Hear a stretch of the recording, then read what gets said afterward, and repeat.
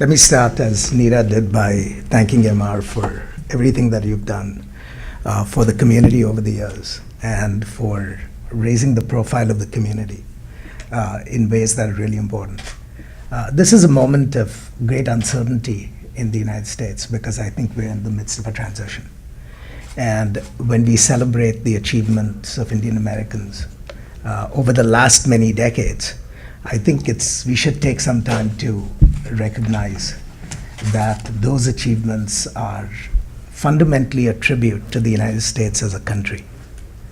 That there is something about the United States, its welcoming character as a home to immigrants, its celebration of diversity, the fact that it has provided endless opportunity for a small group of immigrants from literally around the world to come and flourish here is something that we all ought to be proud about. And whatever we do in the years to come, I hope the very first thing we do is to work to maintain the United States and that legacy which has made all the achievements of Indian Americans possible. The second point I want to make is that I believe that the best in the community has yet to come. All the achievements that we celebrate today, that we will celebrate today, are really achievements of a first generation of Indian Americans, many of whom were born in the United States and came here either as young children or as adults. But there is a new generation, which is their children, individuals born in the United States who are now coming of age politically and have become part of the political process and will remain involved in the political process. And so while we celebrate much of what has been achieved in the last several decades, I think we can look forward with some confidence to these achievements continuing in the decades to come, because as MR's fact sheet points out, the Indian American community has been quite privileged by many social metrics, wealth, education, etc., to position itself for making those contributions. And I hope, as Neera said, the community will stay engaged in politics, because it's not just important, I think, for the community's own interests, however important those are, but really to protect the vision of the United States, which we have inherited and which our founders left in the Constitution. That is a vision worth fighting for. And the only way to do that is to stay engaged in the political process. We have a political process that's open, that's free, and thankfully peaceful. And we want to be able to use that access and those opportunities to the fullest to create the US that we will leave behind for our children.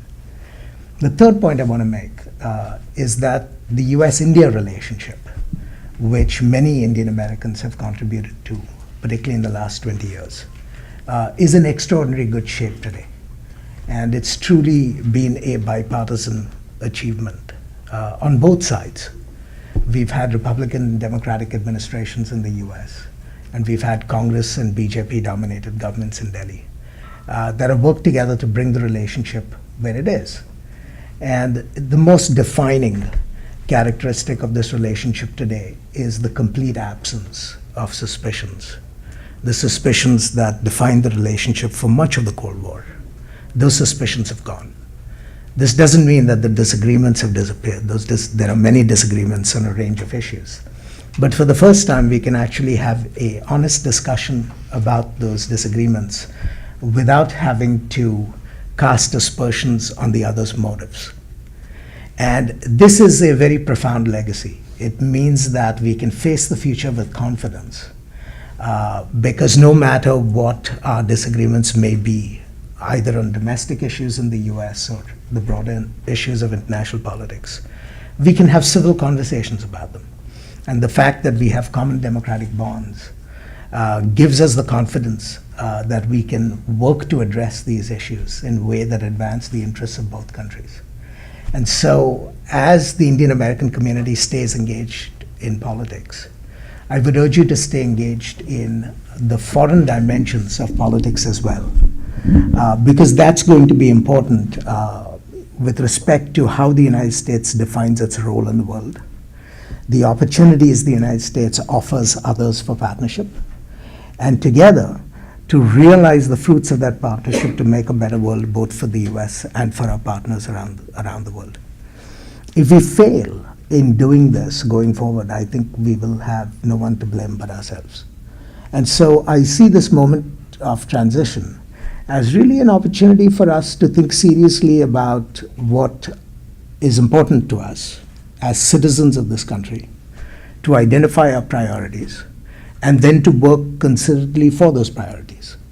I think the great thing about the United States as an experiment and as a country is that it defined the privileges of membership entirely through citizenship, not through any attributes of birth, wealth, status, and religion.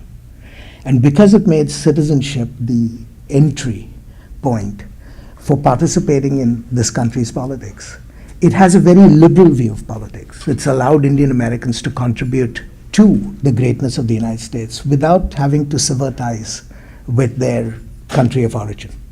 And so Indian Americans have actually been able to enjoy the best of both worlds.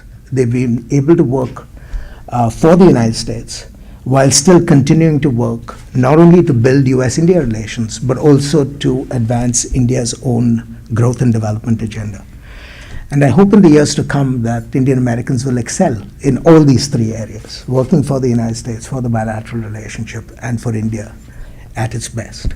And so I think the field is open. We certainly ought not to look at politics with rosy tinted glasses because there will be big challenges ahead. But I think as a community and as a country, we are up to the task. And if the success of the Indian Americans is anything to go by, I think we have reasons for confidence as well. Thank you.